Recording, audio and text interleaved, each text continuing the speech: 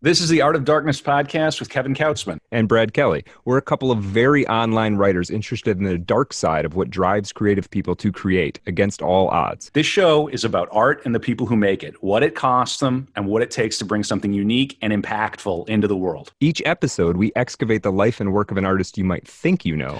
Don't worry, they're all safely dead. On every episode, we try and find out just what the hell was wrong with them and how they worked through their darkness to create something that lives on after them and continues to move culture. Find us online at artofdarkpod.com and on Twitter at artofdarkpod.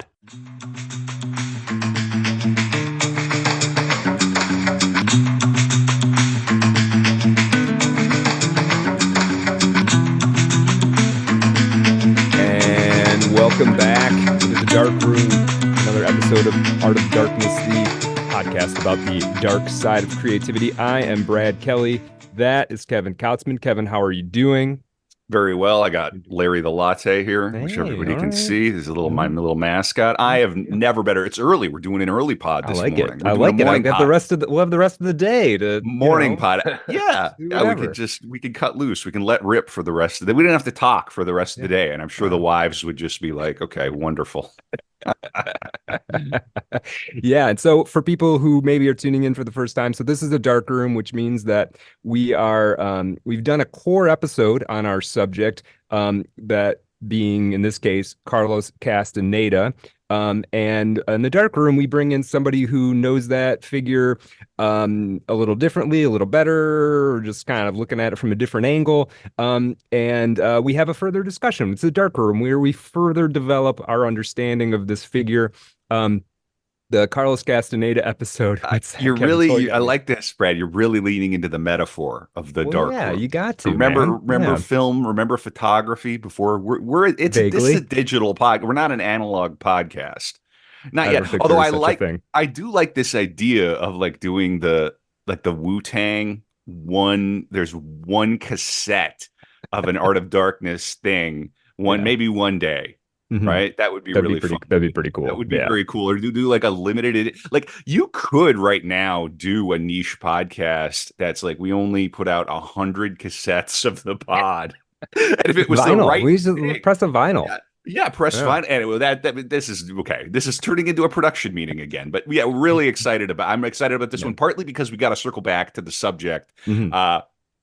We love all our subjects, even when they're monsters. Not saying Castaneda was a monster. I've really only convinced myself we've covered 2 monsters so far, Brando and Burroughs. But I was maybe a little harsh on Castaneda. And to all you Castaneda stands out there, please bear with us. We're trying to deepen our understanding of this figure. And we really do go into this with a generous spirit. We're not trying to tear people down. We're just trying to tell the stories of their lives. And sometimes we come across stuff that's like, damn, that's bad. Like Burroughs, but like we don't co-sign everything everybody does in this pod. But you were getting into the intro. We got to introduce our guest. Yeah. No. So for this conversation, we have a returning guest, the great Scott Laudati, musician, novelist, poet. I've referred to him, and I think this is true, as the hardest working man in lit biz. Scott, welcome back. It's really good to see you again. Cool, thank you. I'm proof that hard work does not pay off. So don't go that route. I feel like that sometimes too. Yeah, do less. Love that. Do less. That's 100% the new American truth. Yeah. That's the American, and I love that we've all embraced that now because it's such a fucking relief. Totally. Like, I think we can all just accept, like, okay, it was all a lie. It was all bullshit. All your suspicions have been confirmed, whether you're left or right. It's not a political podcast, but it's just like, okay, what a relief. Now we just know. And I frankly am excited for the future. In any case, hardworking man. You're traveling a lot too, Scott. Yeah. Well, I'm finally back in Brooklyn for a couple of months, which is good because my rent's like $1,600 a month, and I'm hardly ever here. So right, that's that check drops out, and it's like, wait a second. yeah. I was a doorman last year, which like the Christmas bonus like funded a whole year, but now I have nothing. Oh, so. Man. We're back. Well, back at it. Well, and you've got writing out all over the place. I think is Play the Devil the most recent book that came out, or you got something else? I can't keep up with you. So, yeah, it was. I was about to have a book of essays published in October, but I just had a nightmare experience with a publisher who I'm not going to name. That's good of you. Yeah, I guess. So, yeah, Play Maybe the we can Devil. talk after, so I make sure to steer clear of them, though. Okay. Yeah, so Play the Devil is the most recent thing. I've been working on. It's getting adapted currently. Like we wrote a script for it. Now it's like going through the pipeline. We're doing a table read with some important people on the 17th. So Oh, awesome, hopefully, man. Yeah, yeah. we'll be pulling for you. That sounds Thanks. great. As Yeah, a yeah. screenplay. Yeah, so Hell they yeah, flew. dude. Yeah, they flew me out to LA in November to write it with a guy who works at the studio. So I'm in the arena now. It has to 1,000 other things have to go Yeah. perfect. But yeah, But Wait, they listen, paid for you my are- dinner. right. Yeah. that's farther along than a lot of people will get. Absolutely. And that's great. I mean, I have a friend who's been saying my screenwriting partner, friend of the show, Abby, and she's been telling people that what a lot of aspiring screenwriters have begun to do is to take their concepts and write them as novels first, because once you have that something that exists, and if you have an audience, then it's like, oh, now we're interested in. So very interesting. So you're taking this route to get there, man. I hope that works. That'd be great. I hope Yeah. George Clooney produces it. I hope you Hell get yeah. everything you want, dude. And I Thanks, hope guys. that LA Yeah. treats you well, man. That's awesome. Yeah. Thanks. Yeah. It's so far so good. So we'll see. Yeah. Yeah. Well, that's the thing. You say 1,000 other things got to happen. Well, this is one of them, and it did. So, so All right. cool. You guys Yeah, are so positive, man. Thanks. We try to be, man. So, It's all we have, Scott. It's all we have. We do a podcast. Okay. yeah. The reason we're having you on for this conversation, not only because we were looking for a reason to talk to you again, but you had a piece in Hobart called "The Peyote Warrior of Window Rock," which you shared with us, and we'll have it in the episode notes. And I mean, I'll kind of tee it up a little bit, but I want you to mostly talk about it. In part, there's Carlos Castaneda's The Teaching of Don Juan was at least riding with you on this road trip, right? Tell us a little bit about this piece. Okay. Well, time is a flat circle, right? So 20 years ago, I had written a horrible screenplay, and my best friend and I were going to drive to LA and get it made because I was like 18 and I thought that's just how that worked. Right. So as we were pulling out his garage in New Jersey, his dad, who was like a William F. Buckley conservative guy, gave us The Teachings of Don Juan, the Carlos Castaneda book, and was like, I read this when I was your age. It changed everything. Read this. So we'd never heard of it. So we're like reading it the whole way, and then instead of driving in the straight line out to LA, we were like, we have to go to New Mexico and get peyote, obviously. Yeah. So yeah. We drove to, basically, to make a very long story shorter, we went to Gallup in New Mexico, which is like, as we were getting closer to the desert, well, we went to Taos, New Mexico first, which is kind of like a runaway land for like housewives, I guess. They get divorced or have some kind of spiritual awakening in their 50s. With their divorce money, they open like crystal shops and stuff. Yeah. It's time to sell rocks. Right. Yeah. But they're all very condescending too. They're not like I don't know, because we parked right in front of one and walked in, and we're like, hey, we're trying to find peyote. Can you help us out? And they freaked out. So yeah, you'd think these people would be more chill, right? Right. Yeah, they're not. And the one woman we met was from Long Island. So I was like, we're from like the same place. That's like should be a flag, you should help us out. Yeah, you came out here for peyote, didn't you, lady? Like, I know she gave us a whole speech, like, it's a sacrament, and like what you're doing, it's not a drug, which at that point in the trip, we were basically just like, we were like 18, so we were listening to the Doors and Pink Floyd and everything, and like really tuned in to Timothy Leary and stuff. So we weren't just trying to get like messed up on a drug. Like, we were really about like transcending and finding this universal truth. And but I mean, also, what does that mean at 18? Like, so I don't know. She was mad at us. Yeah. And then we're driving down the road, and we see like a giant teepee that was made out of like concrete or whatever. It was, because once you're out on you're running sort of with Route 66. You can't take Route 66 the whole way. It's like in chunks now, but there's still all the leftover gift shop stuff from back in the 50s. That's like Right? a metaphor for the whole country, isn't it? It's like, It's yeah, you really actually creepy. can't go on the highway you used to go on, but there's fragments of it still. Yeah. Yeah, and the people who opened up these stores in the 50s like are still there working in their stores because what are you gonna do? It's like valueless. You can't sell it and move on. Right. Um, Oof. yeah. So we found a Navajo guy in a rug store in a teepee, and he was cool. We were like, "Hey, we're from New York. We're trying to find peyote," and he was like, "All right, well, it doesn't grow anywhere near here. Mhm. You have to go to Gallup, New Mexico." Mhm. So then we went to Gallup, and same thing. Everybody was telling us about a guy named Pino. Every week, first we went up to like the meth head on the street, and we're like, "Dude, you know where we get peyote?" And he made us buy him a beer, and then he didn't know where to get peyote. You know, Hey, yeah, or like I respect the hustle though, you know. yeah, everybody's like, "Oh, you should have been here last week. There's peyote Right. everywhere last week." Right. Yeah, That's how that always goes. always. Yeah. No amount Yeah. of information is free. This is the That's information that's right. economy. That's right. Well, so I don't want you to give away the entire piece because I want people to read it and It's a good it's read. really It's a good, snappy man. read, and It's it's so much got fun. shades of Hunter, and Yeah. it's fun. Yeah. So you get out there. Now the thing that what did you think? I mean, I don't know, based on reading Castaneda or whatever, like what did you think? What did you have in your mind would be like the moment that you ate it, you and your buddy? Like, what was that going to look like in your mind, do you think?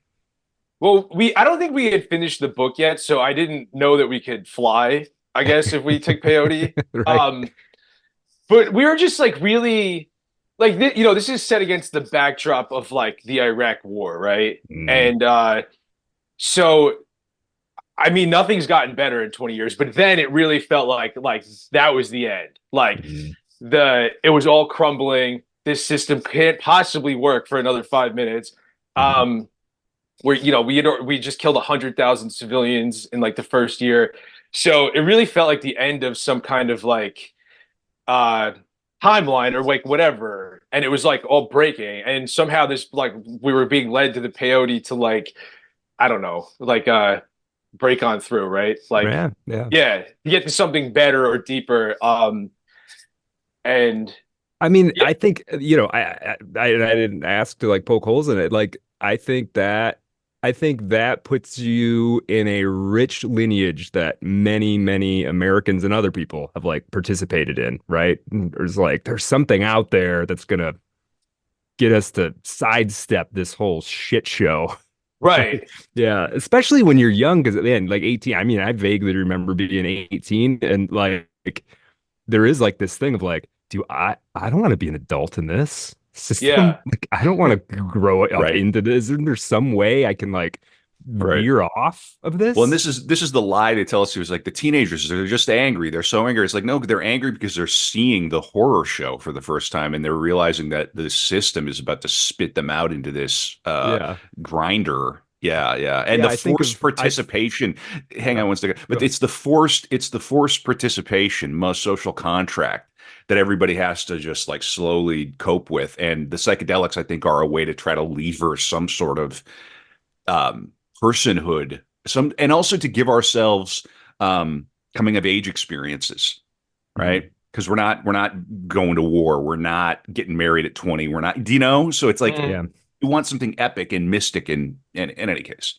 Yeah, no, the rite of passage, like there's not Yeah, whole rite that's of it. passage thing is kind of gone. And it is a way to give yourself a rite of passage, especially if it's especially the way you're doing it, Scott, which is like, we're in the car, we're gonna drive and find it. It's not like our buddy Carl next door has it and we're gonna like, go over to his house and sit on the couch. It's like, it's Put on out Lord of the there. Rings. Yeah, yeah. yeah. Well, there was a feeling of that. Like, that's why, like, the American road trip needs to be east to west. Like, like California has to be the thing, Yep, Like, yep, yep. if you're coming this way, it's like you start at like the best part, and then go through everything in reverse to like to get to I don't know, to this side, which is nowhere near as like just the lure of California, especially growing up in like New York and New Jersey, like the promised land is like on the other side of those mountains. Yeah, dude, that's so true. I never thought about that, but you're so right that it does kind of have to be west. I mean, I've done that road trip from Michigan all the way to the West Coast a couple times, and I've also ridden the Greyhound both directions. I'll tell you, like, Wow. I think about riding the Greyhound west versus riding it east. It reminds me of that meme where you've got the one guy on the one side of the bus looking at like the gray wall, he's all sad, and the other guy's like looking out at the sunrise, and he's happy. That guy is going west. He's like, oh, it's all out there. We're gonna see this dang country. And that's like all the other people on the bus too. And all the stuff going east, it's just like, yeah, my great uncle died. I haven't seen, it's like it's always some sad story for somebody going back east for whatever reason. Yeah, that's really interesting. Well, and things on that trip too were like leading us to this the whole way. Like I remember we knew to go to Taos, I think, because we had stopped at a college campus in Arkansas, maybe, to like just to try to find a party or something. And What, like Fayetteville? Were you like what no. No. I think it actually might have been Texas now that I think about it. Okay. All right. Yeah. But like so there was, of course, we were like talking to people, we get brought to somebody's dorm, we smoke like a joint, and then they've got like that Jim Morrison poster on the wall. They're like asking us what we're doing, and we were like, oh, we're trying to find like peyote actually. And they're like, oh, you have to go to like I can't remember the name of the town, some town in New Mexico. Like there was like the older hippie guy on campus who like knew, like he had extra insight into there's that guy. That guy used to be on every campus. I know multiple iterations of that guy. They're all gone now. We had that they're guy. all gone now. Yeah. So like I don't know, because with Castaneda, like now all the holes have been poked in his story, right? But like I do believe that like I don't know, the desert is weird. And when you're there for a couple days and you're like in this thing, like you see things at night, like the time doesn't really make sense. Because the sun is like, I guess, just always like right overhead melting you. And then all of a sudden it's pitch black for hours. And I don't know. I could see how this guy Don Juan, who maybe like, the peyote doesn't grow in Southern California, right? So like, how could Don Juan have this peyote? But I also believe that you could like time travel in a desert. Like you see weird things out there. It is weird. You're totally right about that. I remember I moved at one point from Boise, Idaho to Austin, Texas, where I met this guy. And we were driving through, and we drove overnight for part of it. And driving a big, like, I remember I had like very few possessions, so I tried to rent like a little U-Haul van, like but all they had was like the full size one. So I had this huge ass truck with literally like one little corner of it was my stuff. But anyway, we're driving through it from New Mexico into Texas, and at night, and suddenly it's like this crazy light show. And what we figured out eventually was we think it was like oil derricks or oil pumps, and they all had a light on them, and they were not synchronized. So there's thousands of these oil derricks each with a flashing light. But dude, for about 5 or 10 minutes until we figured out what that was, it felt like we were undergoing some kind of passing through a portal, alien invasion. We had a little but like there was a moment there where we're like, what is happening to it? Will we be the same people when this ends? And yeah, it's out in the desert, man, and you can totally have those experiences. I mean, there's a reason Burning Man is out there and not in New Jersey, right? Right. Like, yeah, well, for sure. And that's like it looks like you're on a Saturn or something when you get to the desert and you've never seen it for the first time. Like I've never seen colors like that before. It looked so alien and bizarre. Like if a Brontosaurus walked out from behind the mountain, it would that would make sense. Yeah, or not, maybe sure. Or T-Rex, whatever. Something. Yeah. Well, yeah. If you're into like the cryptozoology stuff, apparently there are like people who claim they've seen dinosaurs out there. So I don't In the American desert? in the American desert. Wow. Yeah. Yeah, that's pretty wild. So kind of curious, like what you, so I'm picturing you, and there's a couple parts of this, your Peyote Warrior of Window Rock story I want to ask you about. But before we get there, so you're reading that book and I'm sure you just assumed that this Don Juan, all of this stuff was like factual. Oh yeah. Yeah. I mean, coming to understand that like he was probably making the vast majority of it up in terms of like the details and the places and the people. I don't even know if I want to say he was. I don't know. I have a hard time because I've gotten, like Kevin, I've gotten tons of pushback. People tried to tell me online and even in person that like, oh no, it was all real. And then the more you dig into it, it's like it kind of can't be. Unless something genuinely supernatural is happening, which, hey, maybe. But like, what does that make you? How does that make you look at the Don Juan Castaneda stuff, knowing that, like, factually, probably none of this stuff actually happened? I mean, I could like do a defense of some of the stuff. Like, there's no reason that a Yaqui Indian couldn't end up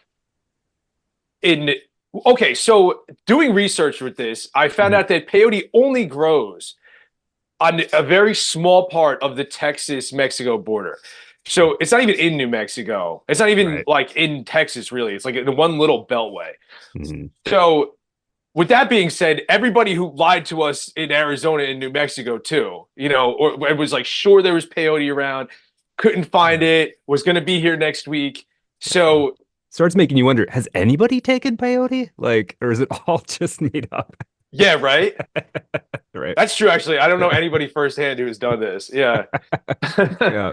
But there's no reason that he couldn't have started in the Texas border or the Sonora Mountains or whatever and then ended up in California. Sure. It is weird that apparently in the first book and the third book, which cover the same timeline, Don Juan is a completely different person with totally different sense of humor. That's weird. That is weird. Yeah. But as far like the dogs on the reservations. Have you ever been on a reservation? Not really. No. I don't know. Kevin, my parents taught on the reservation for a number of years. My stepfather still teaches on the reservation. So we're talking about Standing Rock in North Dakota. Yeah, and I know about res dogs. Okay, I've never been up to the like the Crow reservations or whatever are up there. They're Sioux. They're Lakota. Sioux. But okay. So you were on what reservation was this again? It was like the Navajo reservation. Oh wow. Or cool. Zuni. Yeah. So like on all the way in the south. But the dogs all the res dogs are the same dogs. Maybe I don't know. The dogs down there. But res dogs are a thing. I mean it's a known thing. Yeah. Oh, okay. The dogs down there look like werewolves. They don't look like any dog you've ever seen before. Nobody else has them. I've never seen somebody with a pet one of these dogs. Like they look like four-legged man wolf things. So that right off the bat is like I think an outsider like reading about that would be like, that doesn't make any sense or whatever. Right. But it seems easy to dismiss until you're there and you see one, right? Yeah. Yeah. So there's like, I don't care. That's all I can think of off the top of my head. But there are like these mystical or like other worldly things that live there, that live nowhere else. I mean, dude, I went way down the rabbit hole of Skinwalker Ranch not too long ago. And dude, I don't know what's happening out there, but something freaky is happening out there that is nobody has got a very good explanation for. Yeah, didn't somebody buy up that whole ranch and they won't let anybody in? Yeah, and he's sinking a bunch of money into try and like figure out what's going on, and they don't really have any answers exactly, but like it's just an endless list of just like very anomalous activity, and some of it from people who were like super skeptical, who went there thinking it was all BS, and then like saw a UFO directly overhead that was like the size of a football field, and came out and was like, "Yep, it's real, it's all real." So crazy. Yeah, the Superstition Mountains down in Arizona too are another nexus of like disappearances, murders, like mutilations. So I believe that if there are places on Earth that are like good, you show up and you're like, wow, this place feels, it's a religious site. It's like whatever people have decided is like a good place. There's got to be centers of evil or like maybe not evil, but like the opposite of good or whatever. Yeah. Chaos, entropy. Yeah. Vibes. There are loci of power, like ley lines are real. There are places that emanate more emanation. The Black Hills are like this in South Dakota. And the Badlands to a degree, but the Black Hills, there's a spirit there. There's something there. That's, I mean, and it's sacred to the peoples up there. And you can feel it. You can feel it. You can feel it. Yeah, absolutely. Yeah. Yeah, and so, all of this is part of, I think, the explanation for like why the Castaneda stuff sort of caught on, right? Like why everybody, it feels like he articulated something everybody already thought or at least wanted to be the case. Yeah. And that's why, like, we got into, when we did our episode, we got into sort of like, what are the facts of the matter, which is certainly relevant to talk about because the book was positioned and still is in some quarters as a like completely factual document. And we're all of us write fictional stuff, so it's not like it's not like I think you shouldn't be able to write fictional stuff, but posing it as like this legitimate account is a little different. But what makes me wonder, it's like, okay, so we did our episode, and late in Castaneda's life, he certainly was like bringing a cult around him, right? He definitely had a cult and these women and a lot of manipulation and taking advantage of people and whatnot.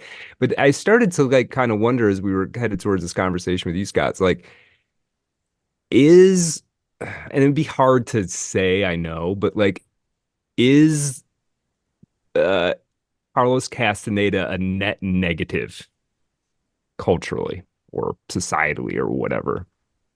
I don't know. I want to hear what Kevin has to say too. Like, is it bad? Is it bad that all of this happened? Forgetting the individual people that Castaneda interfaced with and fucking ruined their lives. I mean, more on a larger scale. Am I up? Yeah, sure, Yeah, Scott. I have a couple thoughts, but after you, you're the guest, Scott. So after you. Yeah. Well, I met a couple people along the way who they have like a Castaneda kind of figure who's coming up from Colombia and like doing like actually I do know somebody who did peyote. I almost went to this thing in Newark that a guy, some shaman from Colombia was coming up with his crew and all the rich bohemian kind of people in North Jersey were going to this warehouse to do peyote. I couldn't go for some reason. The next time I saw the girl who invited me, she was a mess. Her mom was a mess. They just kept saying the medicine was bad. And then this shaman who came up ended up dating her, leaving his family, and moved into the basement of her parents' house. She was really hot, but moves into the basement. Yeah. And his people had to come back and try to drag him back to Colombia. Oh my gosh. Yeah. So I think this is par for the course. Yeah. It's sort of like it's the system is what it does. Like the purpose of the system is what it does. That's you know what I mean? So it's like there is that sleazy side to all of this. There is that sleazy, weird side to psychedelics that can happen. Because and it gets to, you mentioned Dr. Timmy Leary, friend of the pod. Like he discovered, I don't know if it was him, but they discovered that LSD, right, re-imprints you. So if you have like childhood trauma, you can like re-imprint on another figure and work some of that out. It can be used as medicine. But if you've got some rich bohemian chick who's all messed up and maybe dad's not on the scene, or even if he is, maybe he's distant or whatever, she's got all kinds of problems. Here comes this Colombian shaman. You all take psychedelics and suddenly he's living in your fucking basement, and hide your daughters. I mean, there is that sleazy element to it. And we in America, we can have a tendency to think like, oh, well, this guy's from Colombia, so he must be legitimate. But it's like, nah, I mean, there's no reason to think that extraordinarily naive. Extraordinarily naive. You can have a dude from Ohio who's like super well intentioned and thoughtful, and he might be better for this Yeah. purpose, right? It does kind of speak to like a larger, like we have no, like there's no mystery or adventure. There's no Loch Ness monsters or whatever. So, and especially if you're rich and you are not completed as a human, like this, I mean, especially in the 60s, like the Vietnam War, all this stuff that was going on when Castaneda was kind of breaking in, like, it's just, it leads you to like, I don't know, your life can have purpose, I guess, where our lives have no purpose. Well, and California, in a lot of ways, like the darker side of California, that's kind of the vibe. Like the nihilistic side of California, it's like nihilism in the sun. And this is precisely what I was going to talk about next, or the idea that flashed in my mind. I'm watching True Detective season 2, underrated. In between rewatching season 1, and with my lady, and so it's like, I've been thinking about California a lot, and you think about when Castaneda came up. You mentioned the Vietnam War. He was the perfect thing for that generation of Californians who, like, that part of the country had only been settled like 2 generations prior. So these folks, their grandparents literally, obviously there were people there before. We don't have to get into it, but I mean, they literally made that thing out of nothing within like living memory. But now you've got the Donnie at the end of Lebowski vibe, where the ashes are blowing back in your face. There's no further west to head toward. So what are we going to do? I'm going to give you a new call to adventure. You got to go back east toward the desert. You got to go somewhere. He gave people a call to action. This restless generation. So, I can't answer, was he a net positive or a net negative, Brad? It seems like he influenced a lot of people. And I'm of the school that says, like, listen, if you love all of Woody Allen's movies and he's inspired you to make movies, like, I really don't give a damn about his personal life if you've gotten something out of it. So, and based on all the comments that we've received after the Castaneda, it seems like a lot of people really were, had a very personal experience with this book. And certainly our guest Scott did too. Yeah. So I can't say, Brad, because I don't know everybody's story. Sure. Yeah. It's just, this is kind of an interesting kind of point of thinking about it. It's sort of like, and does it, if it's not factually true, does that somehow, and I kind of think this is the case, does that somehow percolate? Like, if you tell a lie that is useful, is there still like a deceit baked into it permanently that ends up corrupting the whole thing? I think I said this on the main episode. It's like, why couldn't he have he could have released these as like novels? I mean, but would they have received the same reach? And I don't know. Probably not. Probably not. Yeah. Yeah. You're speaking about, people still influenced by this. I got kind of thinking like, okay, well, where are all the current Castaneda people? And spent some time on the subreddit, the Carlos Castaneda subreddit. And there is a community, and who knows how big it is, of people who are actively trying to put this stuff into practice, and sort of refining it and distilling it. And we don't have to go too in depth in it, but the one that I kind of shared this around, the one that I thought was interesting was this post about how to see energy in 3 weeks. And so if you're it's just that's Reddit. Cool. Listen, I respect Castaneda. This. Go ahead. This is cool. Well, and I read through the thing and I got thinking about it. Like, there's nothing particularly sinister about it. I mean, the whole thing is you basically for 3 hours a night, and who has time to do this? Nobody. But I suppose if you're 18 and you don't have gas money to drive out into the desert, maybe you just do this in your apartment. You seal off your room so it's completely pitch black, and for 3 hours a night you do this practice of meditation, trying to clear the mind, and ultimately trying to see. And this person claims that if you do this for long enough, you will start to see energy. You'll start to see patterns of colors and things like this. I think you probably can, actually. Now, whether is that energy, I don't know. But Kevin, you've been in a float tank. I mean, I don't know if you see stuff in the float tank. When I used to do the float tank, I totally saw stuff. Is it just sort of artifacts? Is it the mind putting stuff in there because it's not used to having that empty space. Is there even a difference between those things? I don't Yeah, so really have a you could question, go but into waking dream states. I mean, we have extraordinarily vivid dreams, right? Mhm. Or at least I used to, before the incident. Scott, what do you think about this? What do you think about the meditative practices and all the stuff around Castaneda? Did you carry that forward after your journey into the desert? I mean, is it something you still think about? I mean, you wanted to come on and talk about them.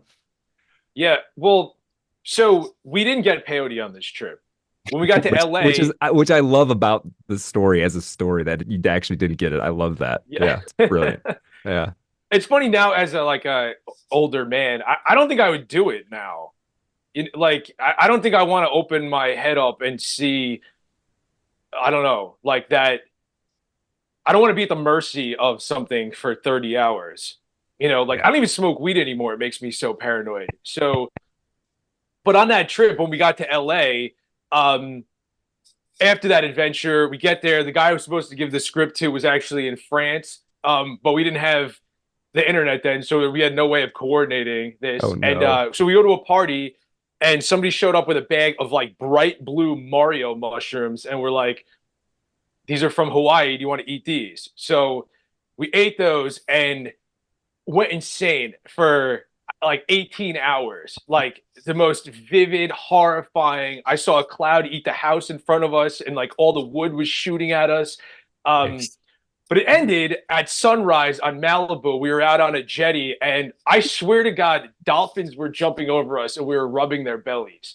And like I Sounds called awesome. it was awesome. I called my mom, so it was like 3 a.m. in New Jersey, and I was just like, I get it. I get everything now. It's all going to be okay. I love you. And she was like, what is going on out there? Are you on drugs? And I dropped the phone in the ocean. When your kid calls you in the middle of the night and is like, I love you, I have it all figured out. You want to maybe get a poison control number.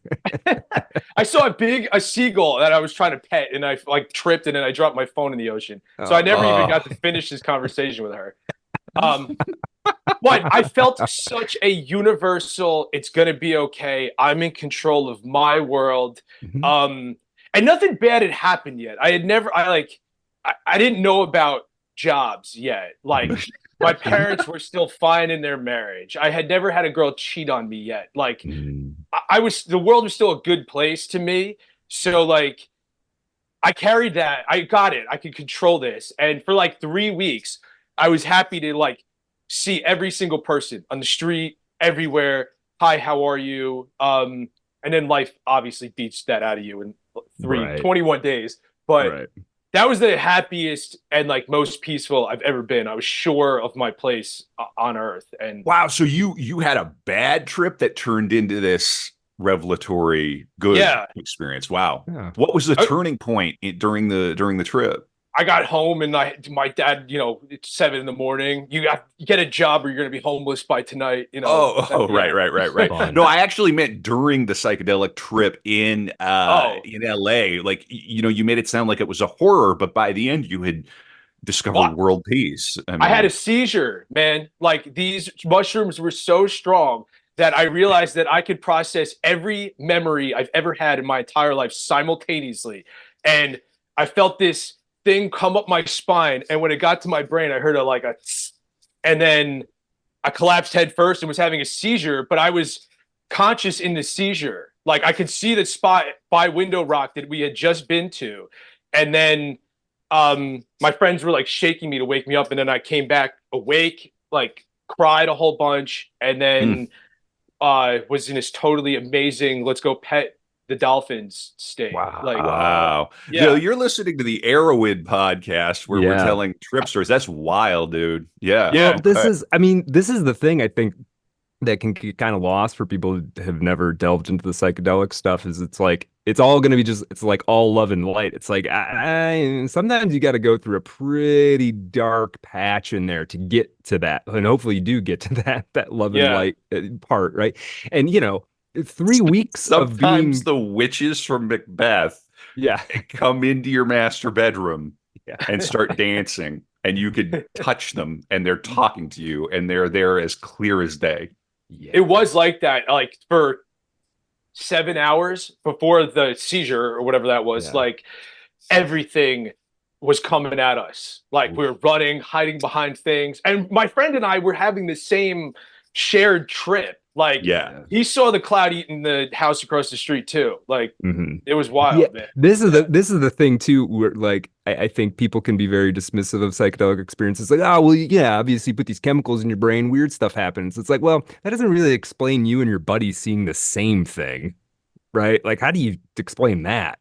Oh yeah, You know what I mean? Literal telepathy with other people. Yeah. Yeah. And I don't think that could have happened if we hadn't just been all over the desert, like awake for 3 straight days, you know, like, I mean, we lived with that Navajo. So in the process of trying to find peyote, the kid who was bringing us to his grandfather, who was the roadman, brought us to his aunt's house. And they live in these trailers out there with no running water, no electricity. And there's like, you know, 12 Navajo in a house together. And there was kind of a period of like they wouldn't let us in the house and they were asking us a million questions, and then they let us come in and sleep on their floor for a couple of days. And I mean, we're like living with them. I was teaching the girl how to play Green Day songs on guitar. Like Cool.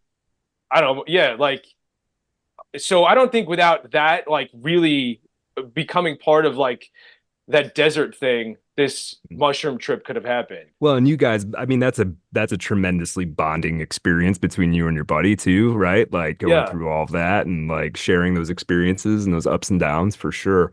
Yeah. I mean, that's part of the road trip. That's part of the road trip story for I think everybody is like you're gonna go see things and then you're gonna have these experiences with the people you do it with. And you know, that's something you guys share forever. Right? For sure.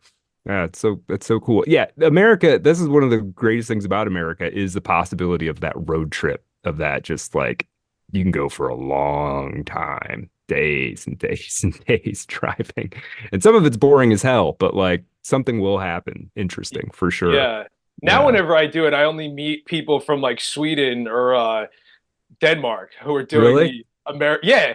I was just on Route 66 this summer. Everybody I ran into was from Scandinavia. Like, we want to do the American road trip. You know, I didn't meet anybody from America. Right. Yeah, all the Americans are just at home watching Netflix, looking at their phone. Yeah, plugged in. Right. Oh man, I want to ask you another. So maybe one of the coolest or most interesting or like striking parts of your Peyote Warrior at Window Rock, and people should definitely go. We're sort of jumping around in it and skimming it. It's great. I really loved it. One of the things that was so cool is the guy Indian Joe who you met, and then you meet again in New York somehow. Yeah. Like, I wanted to ask you, like, that really happened, right? Oh yeah. That's what I'm saying about Castaneda. Like these time jumps or whatever do happen out there. Mhm. So I can't write off that what everything he said was made up in a library. You know? Right. No, that's a good point. And I hadn't really kind of thought about that, where it's like, yeah, man, like, well, if you were to go and have some kind of experience that people would say is supernatural, and then you try to hold it in the light of like, you know, scientific scrutiny, well, of course it's not going to hold up. Like that's the point, is it doesn't hold up. It wouldn't be weird if it held up. So yeah, that's interesting. Should I give like the little backstory of that? Sure, man. Yeah, Okay. yeah, if you want. So after we had finally failed again, and we're not like it was apparent we were not going to get peyote, we went to a Walmart, and there was a big old Indian sitting out front on a stack of newspapers, and he and I made eye contact for like a brief time, but there was like a connection or some weird thing happened, and then that was it. And then a year almost to the day later, I was installing window draperies with a company in Manhattan, and we're driving through Times Square, and that same guy is sitting on a milk crate in Times Square holding a sign that says he needs to get back to the reservation.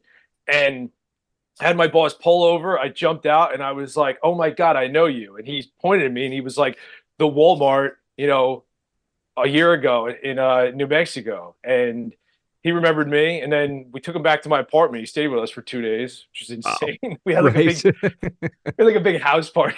with this Yeah. guy, just because he was like he had been run over by a taxi, so his leg my was God. like mangled and like gangrenous, and it was disgusting.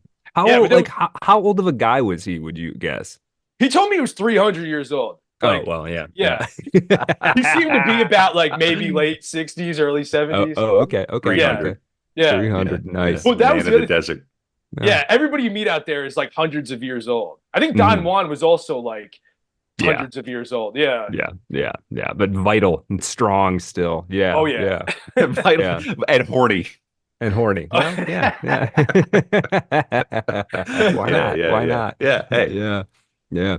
Yes, So, this guy partied his ass off with us, and then we Did he gave really? him money. Yeah, we gave him money and brought him to the Greyhound home. And yeah. Well, hopefully promised to send hopefully me- he made it, man. You took him to Port Authority or yeah, we took him to Newark. Yeah. Newark. Yeah. Damn. But he promised me when he got home that he would mail me a box of peyote, and then I moved out of that apartment almost right after that, and tried to So go back. Somebody else got the peyote. It's an alternate universe. Somebody's doing a podcast right now about that. Man, the magical box of peyote showed up. Yeah. I know, like we're talking about all this science from the universe. Like maybe they're all just those things. Like right. think about that guy ate peyote, and now he might, who knows what he's doing. Yeah, changed his whole life. Right. Sure. Now, I want to ask, and you don't have to dive into this because you kind of skip over it in the essay, so maybe that's how you want to leave it. But I did have this curiosity where, so you said like after you guys got him sort of sent off, things got kind of dark, and that's seems like part of the reason you moved out of this place. Do you relate those two things, that like this encounter with this guy opened up this sort of moment of darkness, or is it you feel like it's unrelated and just coincidental, or what can you say about that?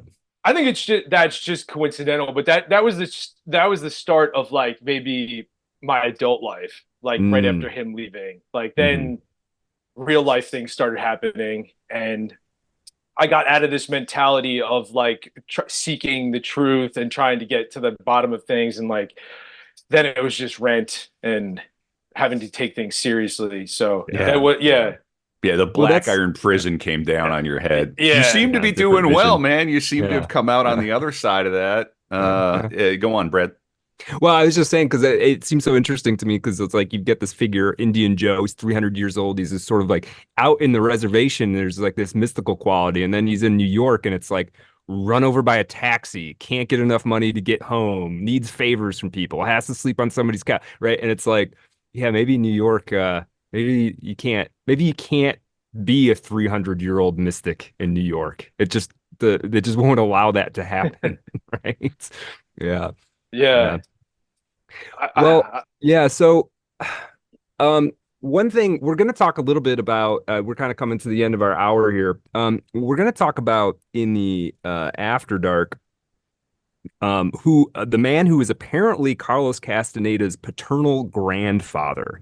And this is, I only know this because there's a brief mention on Wikipedia, but his grandfather, this guy, Julio Cesar Arana, is one of the most wicked men to ever live.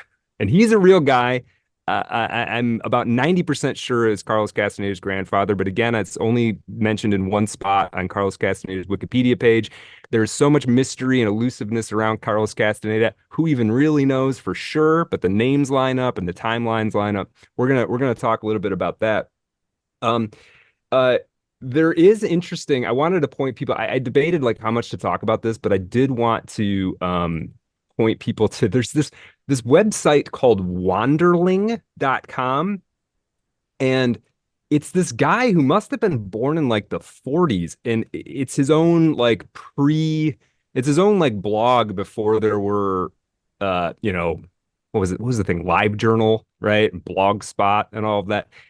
And so it's just his own webpage, and every page has some big long screed of writing, and it's all kind of hyperlinked together, and it's kind of crazy. But he claims that in the 50s, he was friends with Carlos Castaneda. And he talks about before Carlos Castaneda was like famous, right? And Carlos Castaneda is just sort of hanging out with him, drinking wine, going to little parties and stuff. And it's kind of fascinating. I almost think of this stuff, this Wanderling stuff, is like part of the overall Carlos Castaneda thing. Because I don't know if I trust this Wanderling guy either. I think he might be making it up. So then you've got like layers of making it up, right? The Wanderling guy seems convinced that Don Juan existed. He claims that even though he already knew Carlos Castaneda, so for people maybe they might remember from our core episode or might already know, the legend is that Carlos Castaneda met Don Juan in a bus station, just sort of coincidentally. Saw this guy there that looked very mystical and very wise, and went up to him and sparked this relationship. This gentleman from Wanderling claims that he was coincidentally there at the bus stop when that meeting took place. Anyway, I don't want to dig too deep into it because there's a lot here. This Wanderling gentleman also claims that his own father, or sorry, his uncle was an old medicine man in some of the was a white guy, but had like ingratiated himself into some of the Southwest tribes and knew all of the old plant medicine stuff from that area, and that he is the guy that taught Castaneda about Jimson weed and Datura. So I guess I'm just bringing this up because I think even if Don Juan himself didn't exist, I do think Castaneda was out there talking to some people. And again, if Castaneda or if Don Juan doesn't exist, there are old traditions in the Southwest of indigenous people using various plants, not using various plants, old like practices of, what we, Europeans would call sorcery or witchcraft. This is like a real thing, right? So how much Castaneda is lying or telling the truth or making stuff up, there is, and I think you can feel it. Like, Scott, when you went out there is a tradition of high strangeness out there.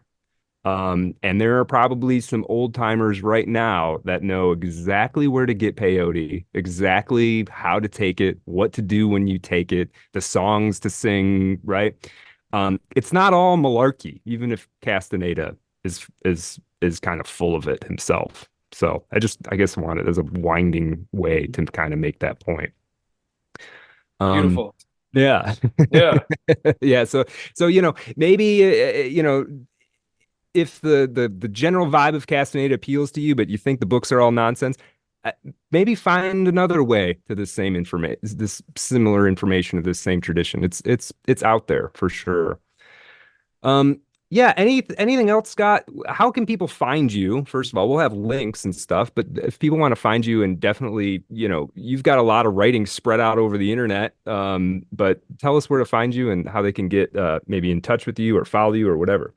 Cool. You can Google Scott Laudati or at Scott Laudati on all the socials. Yeah. That's it. Okay, cool, man. Yeah.